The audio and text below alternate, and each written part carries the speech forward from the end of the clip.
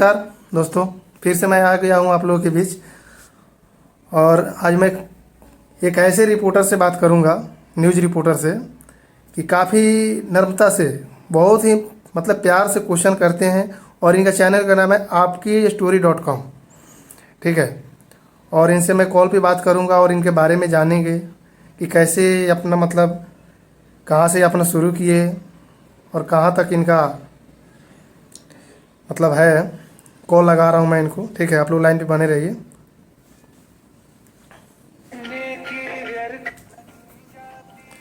Copyright आने का संभावना रहता है, इसलिए हम लोग। Hello hello. जी बोलिए। हाँ जी सर, नमस्कार। नमस्कार। सर मैं रत्नेश कुमार बात कर रहा हूँ, अच्छा, कहाँ से सर? मोतिहारी से सर। बिहारी। जी बताइए। सर, एक्चुअली क्या है कि सर मैं आपका रिपोर्टिंग देखता हूँ और आपने बड़ी मतलब, आप कहाँ से बात करें कुछ पहले बताएंगे अपने बारे में सर। अच्छा, रिपोर्टिंग क्या आपने आपकी स्टोरी.com देखी है क्या? जी जी, आपकी स्टोरी.com पे मैंने आपको वीडियो देखा। और अच्छा अच्छा। काफ़ी अच्छे वीडियो आप अपने मतलब ये बनाते हैं, इसलिए पहले मैं आपके बारे में पूछ लेना चाहता हूँ, आप कहाँ से बात कर रहे हैं, क्या नाम होगा सर आपका। अच्छा, तो इस ऑडियो मतलब बातचीत को कुछ आप कहीं चलाएंगे क्या? जी जी जी। अच्छा। ओके। तो मेरा नाम राकेश शांति हुआ और ये अपना एक प्लेटफॉर्म है मेरा आपकी स्टोरी.com के नाम से। जी ठीक है। जो कि फेसबुक, इंस्टाग्राम और यूट्यूब तीनों प्लेटफॉर्म पे है ये। ठीक जी है। और ये स्पेशली पॉडकास्ट के लिए ही जाना जाता है और बिहार का पहला पॉडकास्ट सेटअप है ये। जी। जी। फिर सर ये आपने शुरू कहाँ से किया सर, मतलब कैसे मन में आया कि ये चीज़ करना चाहिए। देखिए, स्टोरी एक तो आप नाम से समझ रहे होंगे कि आपकी स्टोरी.com। जी ठीक है। तो इस नाम के पीछे की कहानी ये है कि मैं पहले बहुत लोगों से मिलता था, क्योंकि एज ए मैं पब्लिक स्पीकर के तौर पे मैं लगातार 8 साल काम कर चुका हूँ। जी 600 से ज्यादा हमारे मोटिवेशनल स्पीच हो चुके हैं। जी। और अगर आप गूगल पे सर्च करेंगे बेस्ट मोटिवेटर इन बिहार या झारखंड में, तो दूसरे या तीसरे रैंक पे अभी आपको नजर आएंगे। वहाँ पे पहले नंबर 1 पे थे। जी तो इन 700-800 स्पीच देने के बाद जब हम लोगों से मिलते थे, कहीं भी जाते थे, तो ऐसा लगता था कि कोई भी व्यक्ति जो है अपने बारे में हमसे कुछ बताना चाहता है, ऐसा हमेशा महसूस होता था। ठीक है ना? और अच्छा। जब मैं उनसे थोड़ी देर बात करता था तो उनको अपनापन फील होता था और लगता था कि वो अपने मन का जितना भी जो बात है, राज है, वो ऐसा हमारे सामने खोल देना चाहते थे। जिससे उनको लगता था कि कोई हमारे सामने कोई सेफ आदमी आ गया है, जिसको अगर कुछ भी बता दे, ठीक है ना, तो जी, वो हमें कुछ अच्छा ही सजेशन दे सकता है। ठीक है। मतलब अपनी मन की बातें करने के लिए मतलब आपके आप पास रख सकता है वो। हाँ, रख सकता है। तो इच्छुक हो जाते थे लोग और जी कई लोग मतलब अपनी बात करते भी थे। तो फिर मुझे ये विचार आया कि क्यों ना एक ऐसा मंच बनाया जाए जिसपे लोग, क्योंकि हर किसी के पास अपनी एक कहानी है। ठीक है ना? जी और हर एक व्यक्ति मतलब चाहे आम हो चाहे खास हो, हर किसी के पास अपनी एक कहानी है। तो मुझे लगा कि फिर क्यों मंच ही बना दिया जाए जहाँ पे लोग अपनी कहानी कहें। और लेकिन उसके लिए फिर दिमाग में था कि कुछ ऐसा नाम होना चाहिए जो उन चीजों को फील करे वो, कि हाँ जब हम उस मंच पे आए, ठीक है, जी। तो अपनी बातों को बड़ी अच्छे तरीके से रखे, क्योंकि प्लेटफॉर्म मायने रखता है। जैसे मान लीजिए कि अगर कोई कॉमेडी शो के मंच पे आप गए हैं, तो वहां पे आप खबर नहीं सुना सकते, गंभीर बात आप वहां नहीं कर सकते। वहाँ कॉमेडी ही चलेगा। तो वहाँ कॉमेडी ही चलेगा। वहां पे जो आपके अंदर की जो भावनाएं आएंगी वो कॉमेडी की ही आएंगी वहां पे। ठीक है ना? जी तो उसी तरीके से कोई अगर गंभीर मंच है, कोई न्यूज प्लेटफॉर्म का मंच है, तो वहां जाके आप अब आज तक पे आकर के आप कॉमेडी करेंगे मान लीजिए, तो जी। फिर मजा नहीं आएगा। फिर दर्शक भी वहां पे मतलब ये हो जाएंगे। तो उसीलिए मुझे लगा कि अगर किसी को अपनी कहानी कहनी है ना, तो उसके लिए नाम और ये सारी चीजें, स्टेज मंच फील करना चाहिए उसको। तब फिर मैंने ये विचार किया कि मुझे एक ऐसा कुछ नाम चुनना चाहिए जहाँ पे लोग आने के बाद उसको लगे कि नहीं, मुझे अपनी ही कहानी बतानी। ठीक है। तो इसलिए फिर ये नाम मेरे दिमाग में आया। जब मैंने इसको सर्च किया तो इसका डोमेन मुझे मिल गया आपकी स्टोरी.com के नाम से। ठीक है। नहीं, नाम तो तो आपने बड़ी विचित्र से रखा है, आपकी स्टोरी.com। ठीक है, काफ़ी मतलब सोचने के बाद इसके अगर पीछे का राज जाना जाए तो बहुत बड़ी है जी जी जी जो जी। आपने बताया।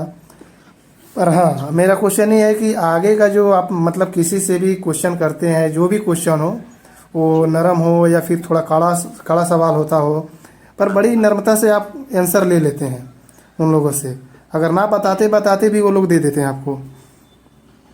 देखिए, पॉडकास्ट की पत्रकारिता ऐसे कह लीजिए, और बाकी जो खबरों की जो पत्रकारिता है, जी ठीक है ना, इन दोनों में बड़ा फर्क है, इसको समझना होगा ऑडियंस को भी।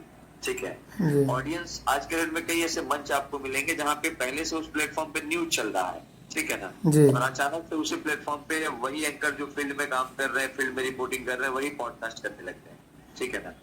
अगर आप गौर करेंगे ना तो उनका जो हैबिट है फील्ड में काम, माइक पे जाकर के लोग पे सवाल पूछने का, ठीक है ना, जी तो वही वाला अंदाज उनका पॉडकास्ट में भी आ जाता है।